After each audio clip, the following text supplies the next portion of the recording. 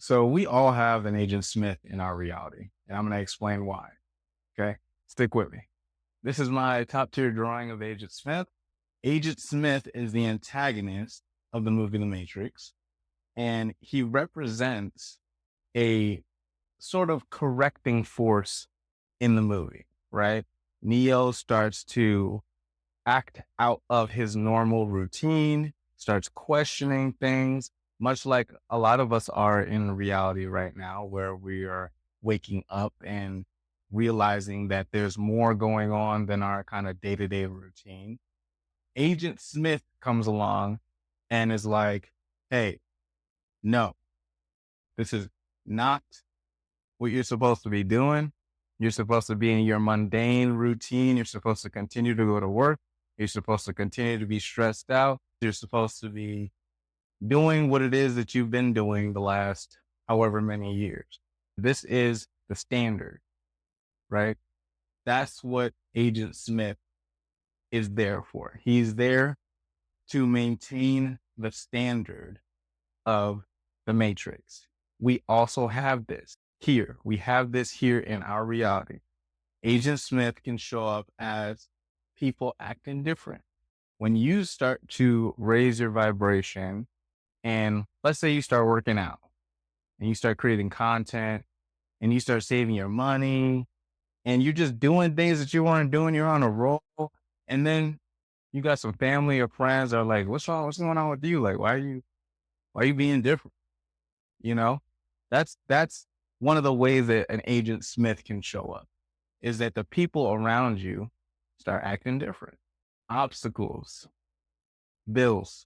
We can all relate to bills, right? So one of the main things that'll pop up as an Agent Smith is a bill. When you start getting on a roll, start behaving like the version of yourself that you actually want to be, that's when a bill decides to pop up. That's when your car breaks down. That's when your mortgage payment goes up. It can show up in a number of different ways, but it's important to be able to identify that this is just the system, the program, this dream testing you to see if you actually mean to be on a different frequency. It's a self-correcting, impersonal force that is trying to bring you back here, old frequency. It's trying to keep you here. The moment that you start to deviate out of this typical frequency, reality tests you to see if you'll go back to what your baseline was. Okay. This is a cycle and it's built on beliefs. Now, the beliefs usually come from childhood. They usually come from society or what you're supposed to be doing. These beliefs form a matrix that you live in because you believe that these are the things I'm supposed to do. You've created this prison that is tied to your emotions, your thoughts, and your actions. When you start to feel deeply like you can't do anything else, it changes your thoughts. And when your thoughts change, how you behave changes. So the idea here is to be able to identify what your Agent Smith is. Okay. Remember, when you start to move to this new frequency, Agent Smith is going to pop up and it's not going to look like Agent Smith every time. It's going to look like something new.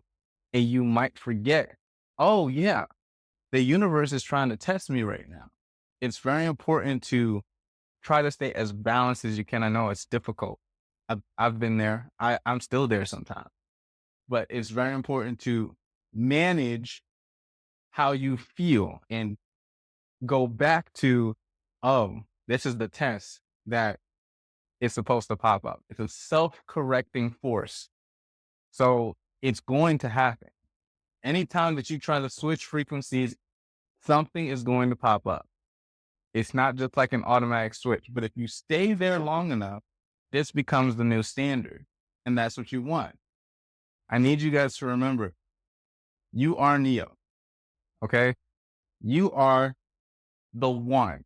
the infinite, the creator, the programmer of your experience. You are the end all be all of what you're experiencing. You have complete control. You just have to understand how to program the stuff that's around you. If you guys remember in the movie, there was a point where Neo went to go see the Oracle, right? And she basically said, he asked if he was the one, and she said no. And that the only thing that he was missing is that he was waiting for something. She was like, you have a gift, but you're not the one right now. You're not completely tapped in. And it wasn't until Neo decided to believe in himself and how he was acting and behaving and just being like, look, I'm gonna excuse all this external stuff that's going on or what other people are saying and just believe in myself. That's when he tapped into those extra abilities that you see inside the movie. This is not any different than our reality. When you follow what it is that you're actually passionate about doing, regardless of what other people may say, regardless of if you can figure out how to make money off of it, because we all believe that, money is like this. We got to have a job and we got to do this in order to sustain ourselves and all that stuff. I understand. I get it. I understand. But with whatever time that you do have on the side, it's super important to follow the things that you actually are interested in. This is your heart talking to you to get you back on the path of energetic progression, right? If you get stuck in the mundane, you'll remain in that old frequency that I was talking about. You are in this pocket matrix, this pocket reality, where everything that you see around here is in a box. However, this is you up here. You are God. There's a higher mind working behind the scenes, but you can't perceive it because you're in this box, right? And that's the point. Earth is a school. This is a master class in being able to go from this state back to your God state. Okay. So just remember, there was a forgetting, and this is how you truly exist. And how you get there is not being caught up in what the matrix is showing you. Follow what it is that you feel like you're supposed to do. Follow what's the most exciting thing for you to do right now.